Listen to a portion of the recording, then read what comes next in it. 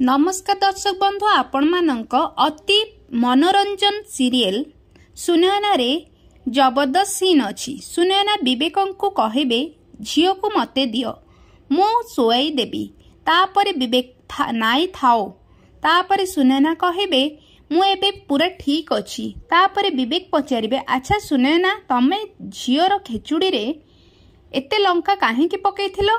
तापरे सुनयना कांदी कांदी कहबे मु बुझी पारुनी एसबु कौन होउची सतरे कौन मो माँ हेबा पई योग्य नुह। मु आज दिन जाक मो झील को मु टिके भी धरिनी ताको मो कोल को टिके दियो।